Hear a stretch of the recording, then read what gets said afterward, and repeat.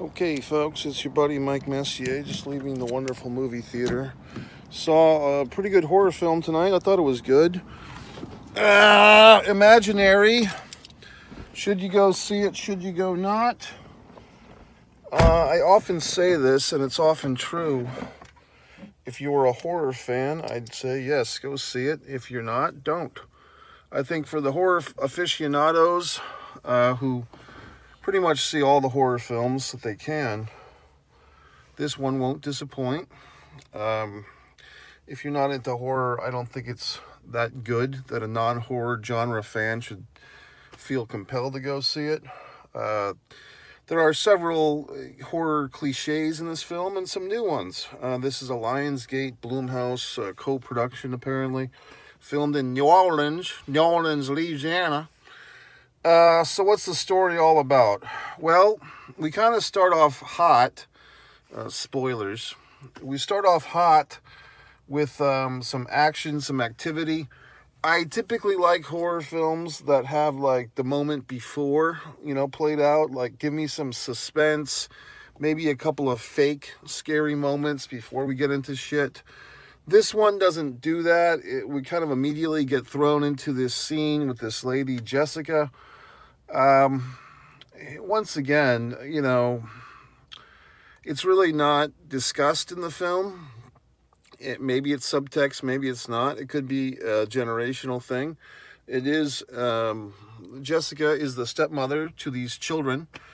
The father of these children is some type of British kind of, Midland rock star. Like they don't say how famous he is, but he's a guy in a band at least.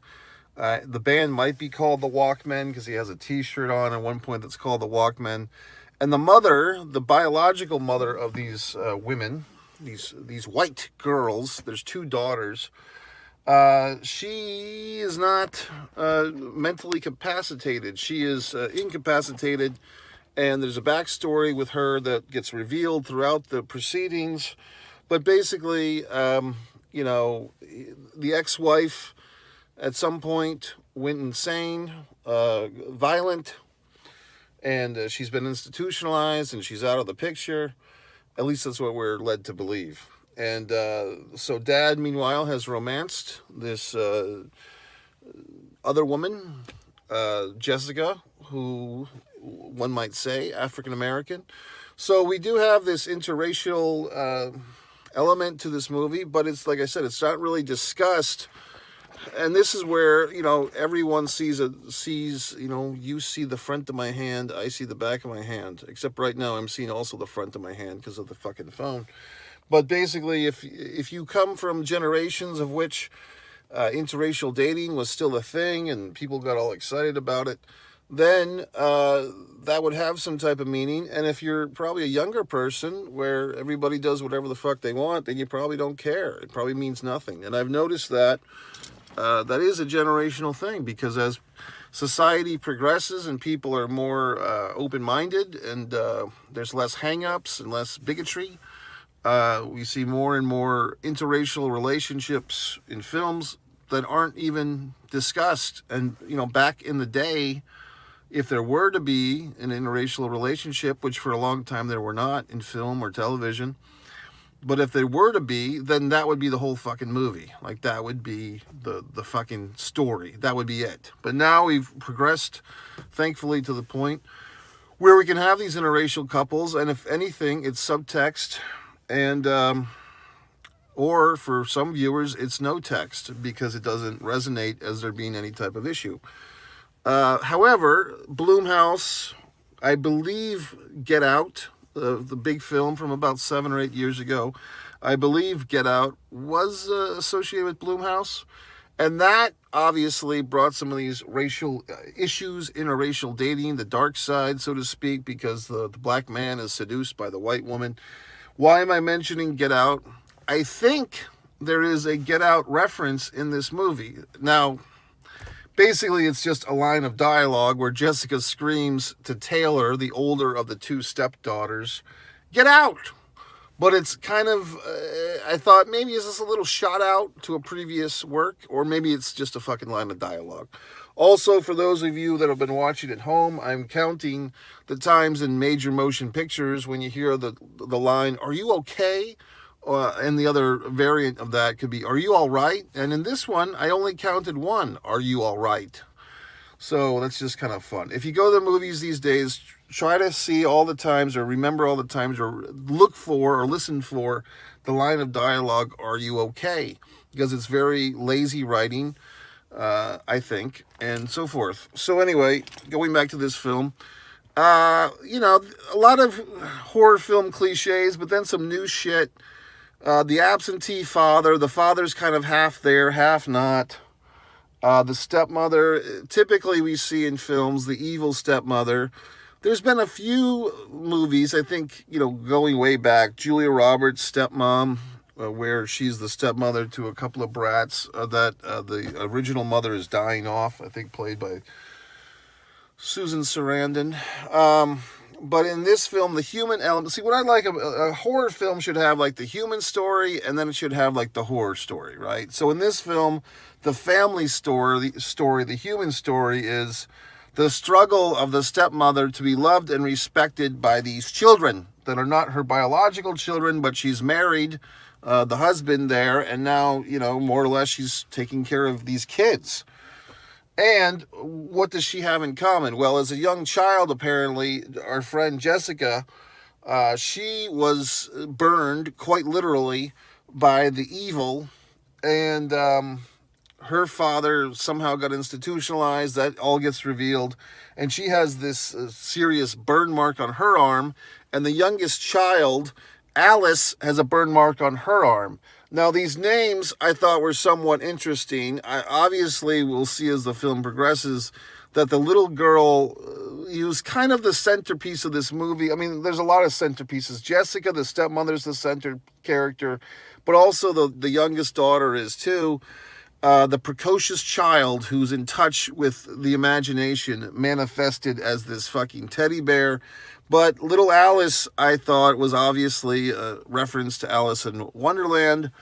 Jessica, bit of a stretch, but was Jessica, the stepmother, was that a reference to Jessica Rabbit? I mean, I just, that's all I could think of, but maybe it was just a reference, because wasn't there a fucking rabbit in Alice in Wonderland? So was Jessica, her first name, a reference to Jessica Rabbit? It seems kind of weak. Maybe it was just the character's name, and there's no deeper meaning to it. And then the daughter, the 15-year-old older daughter, kind of a cliche horror film character, the older sister who, wearing the rock and roll t-shirt and the cut-up jeans and, and flirting with the boy next door. Her character was named Taylor. Was that a reference to Taylor Swift? Just like every white teenage girl is now Taylor Swift. So I don't know. I really don't. But then you have like the haunted house or the house with a history. Now here's the big magical what if. The family here moves into Jessica's house or Jessica's family house because they have more room in this house. But why has she held on to this house if this was the house of horror from her childhood, where basically her father went insane, trying to sacrifice for her and all this shit. And in the meantime, Jessica has become a wonderful children's author and so forth. And, some of that manifests in this film. So at times there was like 14 pounds of shit in a 10-pound bag in this thing. All these elements, but in some ways it really worked. Now, I will say this. Typically, when I do these movie reviews and I say how great the kid actors were, no offense, I don't think any of the acting was particularly grounded or particularly awesome in this film. I think all the effects were. I think the story was pretty cool, but I'm not gonna, I've seen other films with kid actors like the, what was the fucking thing from a couple of years ago? God, Orphan, like the Orphan movies, like that kid was pretty creepy, and so forth. But the kid, I mean, they weren't bad. They were cute. I mean, the little girl, but I mean, she just wasn't. believable in some regard. Like you basically felt like I felt like I was watching an 80s horror, 80s, 90s horror. I could be wrong, but I think this one was listed as PG-13, which was interesting. It did feel R-rated to me. There was a lot of, violence, and as you know, if you watched my horror film reviews, gouging of hands and extremities, like hands and feet, when those get cut up and gouged, it upsets me. So I'm not sure why this would be PG-13. I could be misremembering, but I thought it said PG-13 for this one. There's this other element. Like I said, it's all subtext. Maybe I'm just looking for stuff that's not there.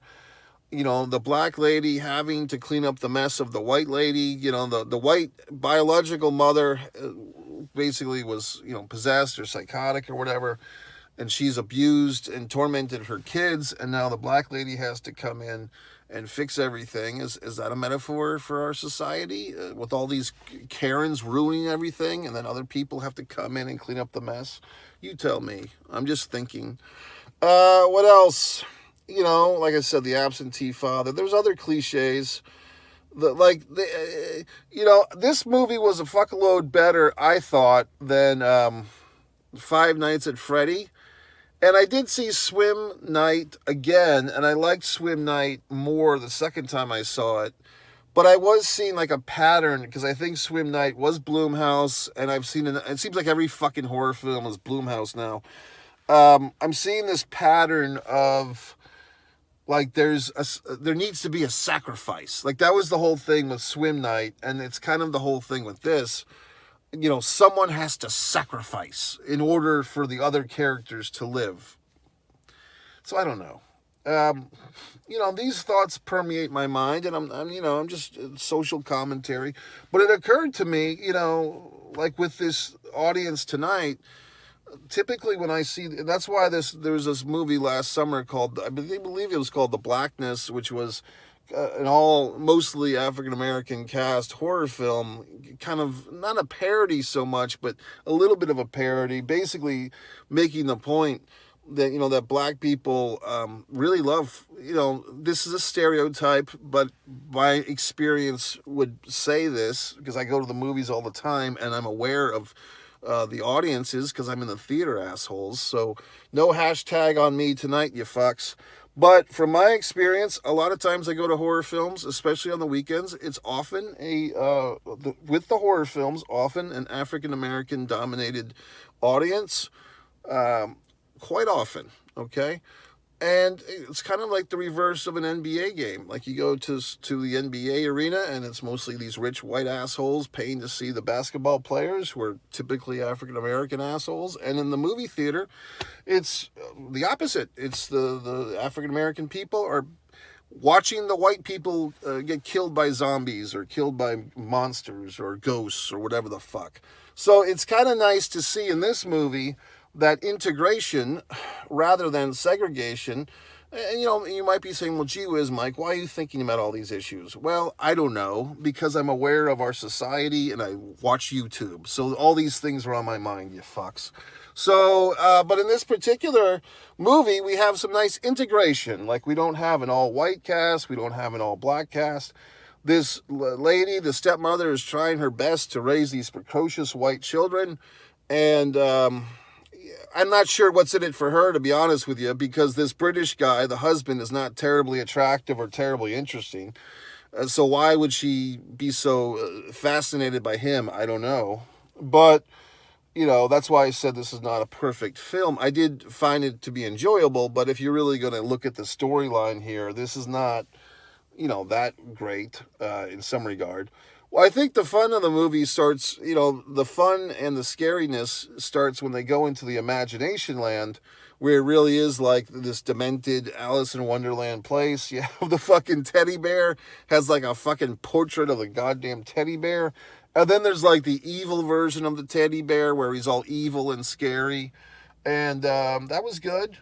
And the crazy old white bitch who lives next door, and she claims to be the babysitter of Jessica. See, that's the whole thing. Like, it was a stretch for me to say that Jessica doesn't remember enough about her childhood, despite the fact that she's got a fucking permanent burn on her arm.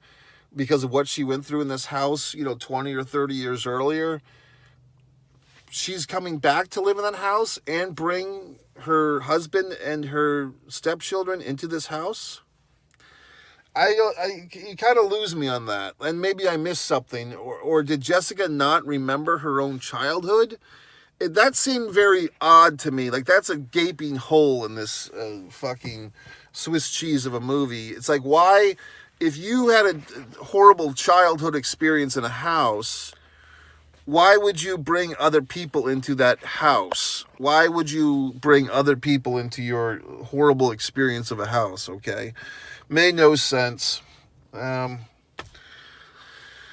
that's about it, folks. I mean, the movie was fine. It was good. I mean, I would probably give it a nice 4 stars. It was an enjoyable film. I'm trying to think if there's other things that I caught. I can't remember the fucking husband's name. The crazy old white lady next door. For some reason, they kept talking about, imagination and shit like that in this movie, and it made me think of the ride Figment, the Imagination, which keeps reminding me, that's at Epcot, I started watching this fucking YouTube video, I think it was Yesterworld or Defunctland or some shit, where he's got like this story about the fucking Figment, the Imagination ride, and I'm not sure, maybe I've already seen that fucking video, so who knows. What else? I don't know. Overall, it's a good movie. Also, if you stick around, I did stick around for the end credits. I don't know why. But they were singing, like, it's got this really kind of haunting song, like, dun, dun, dun, dun, dun, dun, dun, dun. It's the Chauncey, the fucking teddy bear theme song. And if you stick around for the end credits, folks, they have the lyrics to Chauncey's song. So it's like, Chauncey, Chauncey, the teddy bear. So I think in the goddamn film, you hear like the fucking musical version. Dun, dun, dun, dun. But if you want to hear like the Chauncey song with lyrical content, you have to stick around for the end credits, okay? So overall, I give this a big thumbs up. I mean, look, you have to judge these movies. For instance, last night I saw Dune 2, and I gave that like 3 stars. And it's like, yes, pound for pound, there's a hell of a lot more work in Dune 2 than there was in the Chauncey fucking movie, in this imaginary fucking movie. And, there's more money in Dune 2, and it's a bigger epic story, and it's going to make more money and all that horse shit. But which film was more enjoyable to watch? Dune 2, they forgot everything but the smile. They forgot everything but the enjoyment of watching the goddamn movie. Yes, you have Hans Zimmer with his epic score. You have Miles, or not even Miles, you have Pretty Boy Floyd, whatever the fuck, whatever the fucking actor's name is, and Zendaya, and all these assholes that we're supposed to know and give a shit about. In this, it's a bunch of no-names. At least I didn't know who any of these people were, these actors. And but I thought, this was a more enjoyable experience, okay? So yes, Dune 2 is a bigger, more epic movie, and more assholes will go see it. But for this film, I thought it was more enjoyable, okay? So that's it. If you want to watch my fucking movies, you say, well, gee whiz, Mike, you're such an expert on cinema. Why don't you make movies? Well, assholes, I do. So you just have to go to One Man and a Camera Films. It's the number 1. I had to fucking spell this out for somebody the other day. All you do is you put spaces between the words. The numeral 1, like a 1, space, man, space, and, space, a, space, camera, space, films. One Man and a Camera Films on YouTube. If you cram all the fucking words together, you're not going to find anything. I mean, it's like you have to walk people through every goddamn thing, don't you? No offense to the individual because he did subscribe, but I'm just trying to be honest with you. Like, when people say words, it's kind of understood that there's a space in between the words, at least in my experience. And if you're thinking, well, gee whiz, Mike, you're such a good film analyzer, I'd really like you to talk about pro wrestling all the time. Well, then you can just go to One Pro Wrestling. It's 1 space pro space wrestling space amber fucking signed, which is the and symbol, space as sports space fan, okay? One Pro Wrestling and sports fan. Then you can see all that. my fucking takes on pro wrestling and sports, and you're saying, well, gee whiz, Mike, I really want to see your visual art because I'm such an artistically minded YouTube watcher. I want to see what you do with acrylics on canvas board. Well, fine, asshole. Then you just go to one space, artist space, Mike space, Messier space, okay? So you got it. You got all these goddamn things now. You get all your assignments. Okay, folks. So good movie. Whoever the fuck made it. Good job.